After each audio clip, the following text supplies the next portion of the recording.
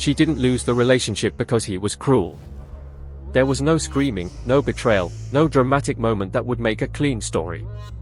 There was just a Thursday night takeout order, and a number on her credit card statement that she couldn't look at directly anymore. That's how it ended. Not with a fight. With Matt. Her name was Maya.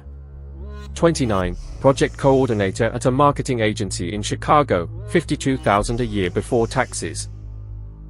Enough to live on, save a little, go out without feeling guilty. She had built something modest and real. She was proud of it in the quiet way people are proud of things they did without help. She met Daniel at a friend's birthday dinner. He was 34, worked in commercial real estate, and had the easy relaxed quality of someone who had never really had to think about a bill. Not arrogant. Just comfortable. He paid for the taxi home without looking at the meter. She noticed that. She told herself it didn't matter. They moved in together after 8 months. The apartment was in Lincoln Park, close to his office. $2,800 a month. Split 2 ways, $1,400 each. She had been paying $1,100 for her studio. $300 more per month. She told herself she could do that. They sat down one evening with a spreadsheet between them and divided everything cleanly. Rent, utilities, groceries, streaming. 50% each. He seemed genuinely proud of how fair it was. She agreed. On a piece of paper, it was completely fair. What the spreadsheet didn't include was what 50% actually cost each of them. Daniel was making somewhere around $110,000 a year. Possibly more.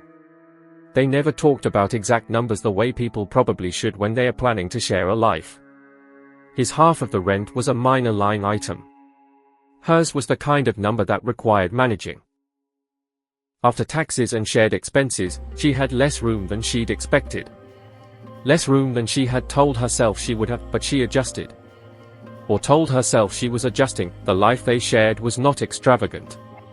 They cooked at home most nights. When they went out, it was the kind of place where dinner ran $70 or $80 without trying. Weekends sometimes meant short trips, a rental car, a decent hotel, visiting his friends in another city. Normal things. The kind of things that felt completely unremarkable unless you were the one quietly calculating whether this month could absorb it. Maya absorbed it. Every time, the first time she put something shared on her credit card, it was groceries, a bigger haul because they were hosting friends. She told herself she'd clear it next paycheck. She mostly did. The second time was a hotel in Detroit. Daniel had a work call at the front desk and said he'd sort it out later. Later never quite arrived. It was $80.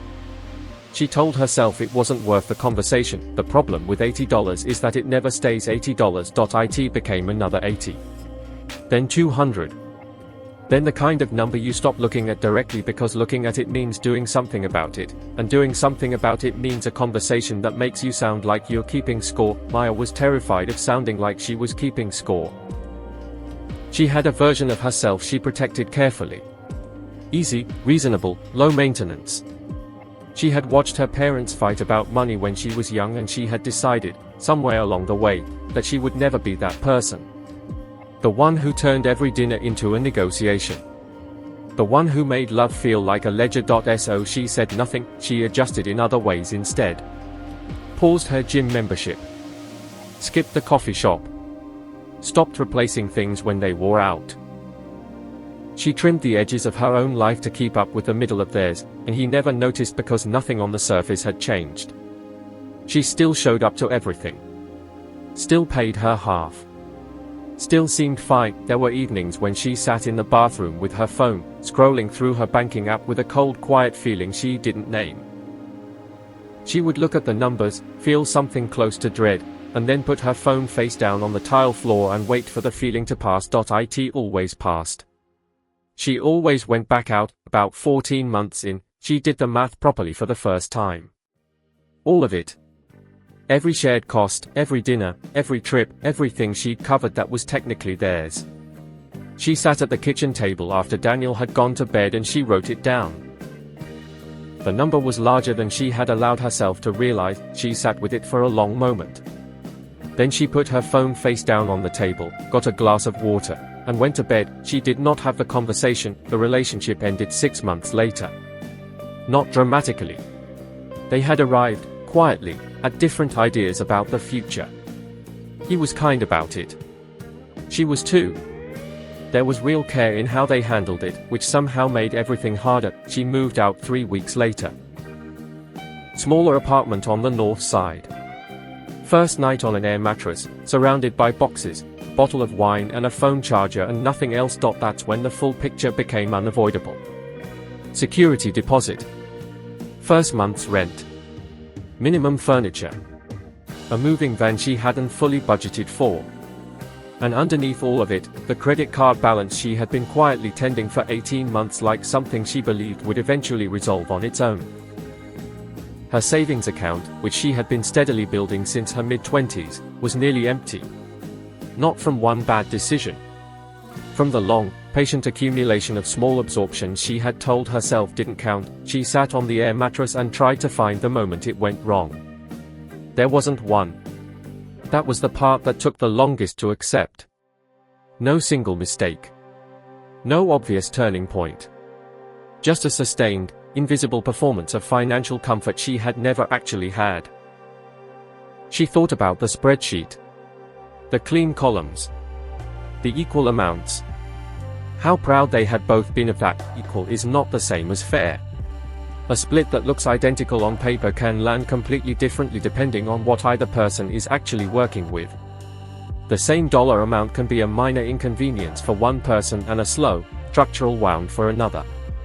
And when the wounded person stays quiet, out of pride, out of fear, out of a desperate need to not be the difficult one, the arrangement stays technically fair while doing real and lasting damage. No one forced her into it. Daniel hadn't manipulated her.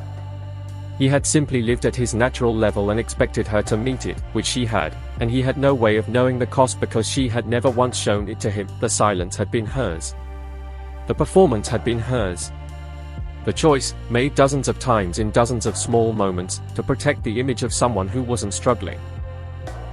That had been entirely hers. Knowing that didn't make it easier.